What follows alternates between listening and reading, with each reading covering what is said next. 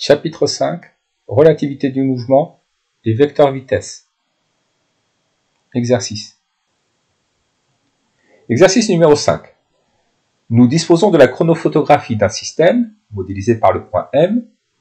Elle a été enregistrée par rapport au référentiel terrestre à intervalles de temps égaux, delta t est égal à 2 secondes. Le vecteur vitesse V2 est représenté sur le schéma.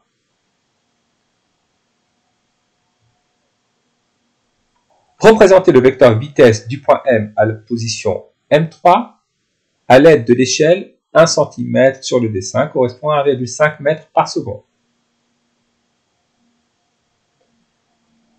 Une longueur de 2 cm sur le dessin représente en réalité une longueur de 10 mètres. M3, M4 mesure 3 cm sur la figure, donc la distance M3, M4 vaut en réalité 3 fois 10 divisé par 2 mètres.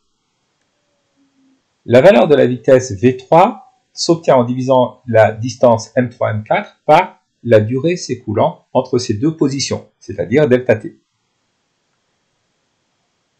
Delta t vaut 2 secondes. On obtient une valeur V3 de 7,5 mètres par seconde. Afin de représenter le vecteur vitesse V3 sur le schéma, nous devons utiliser l'échelle de représentation suivante. 1 cm sur le dessin doit représenter 1,5 mètre par seconde dans la réalité. La valeur du vecteur vitesse V3 valant 7,5 mètres par seconde, la longueur du vecteur sur le dessin sera calculée en faisant un produit en croix, puisqu'il y a proportionnalité entre la valeur du vecteur vitesse et la longueur du vecteur sur le dessin. La longueur du vecteur vitesse V3 sur le dessin s'obtient en faisant 1 multiplié par 7,5 divisé par 1,5. C'est-à-dire 5 cm. Nous allons représenter le vecteur vitesse V3 au point M3. Comme il est tangent à la trajectoire et que la trajectoire est une droite, le vecteur vitesse V3 sera parallèle à la droite. Le sens du vecteur vitesse V3 est celui du mouvement. Il sera donc orienté du point M3 vers le point M4. Et on le représente avec une longueur sur le dessin de 5 cm. Quelle est la nature du mouvement du point M? La trajectoire est une droite.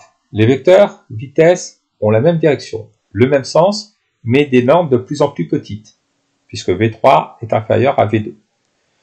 Le point M a un mouvement rectiligne ralenti. Exercice numéro 6. Les positions du centre M d'un palais de hockey sont enregistrées toutes les 30 millisecondes. Définir le système étudié et le référentiel d'étude. L'objet dont on étudie le mouvement est le palais de hockey. Le référentiel d'étude est le référentiel terrestre, ou le référentiel lié à la patinoire. Caractériser la trajectoire du point M dans ce référentiel. La trajectoire du point M est une droite. Calculer la valeur de la vitesse moyenne du système. Pour calculer la vitesse moyenne du système, nous allons considérer la distance parcourue par le système, la distance totale parcourue par le système, c'est-à-dire la distance M1, M7, que nous divisons par la durée du parcours. 3 cm sur le dessin représente en réalité 0,5 m. Le segment M1, M7 mesure 21 cm sur la figure, donc la distance M1, M7 vaut en réalité 21 multiplié par 0,5 divisé par 3. La valeur de la vitesse moyenne s'obtient en divisant la distance M1, M7 par la durée qu'a mis le palais pour passer de la position M1 à la position M7, c'est-à-dire la durée T7 moins T1, T7 étant la date à laquelle le palais est en M7 et T1 la date à laquelle le palais est en M1.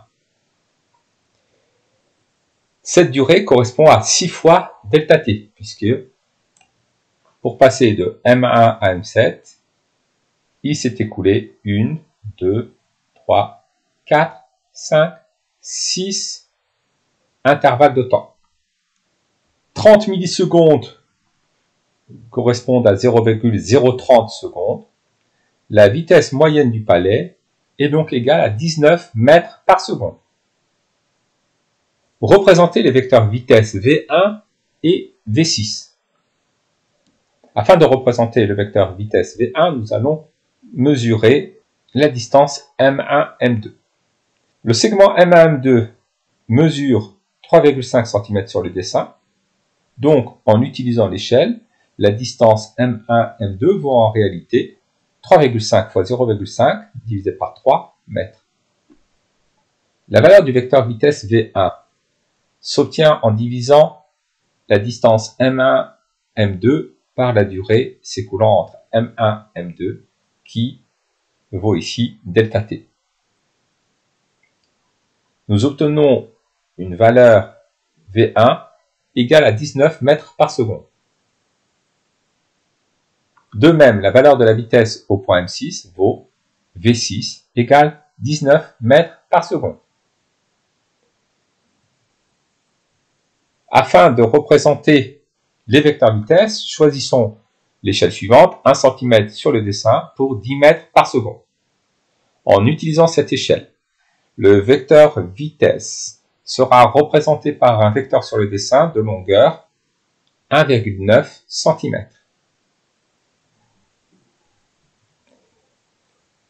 Le vecteur vitesse V1 a pour origine le point M1, le vecteur vitesse V6 a pour origine le point M6. Les vecteurs vitesse devant être tangents à la trajectoire étant une droite, les vecteurs vitesse sont parallèles à cette droite. Le sens des vecteurs vitesse correspond à celui du mouvement. Donc, ils sont orientés de la gauche vers la droite. Décrire alors le mouvement du point M dans le référentiel choisi. Nous voyons ici que la trajectoire est une droite, que les vecteurs ont la même direction, le même sens et la même norme. Les vecteurs vitesse sont égaux. Le point M a donc un mouvement rectiligne uniforme. Rappelons qu'uniforme signifie que la valeur de la vitesse est constante.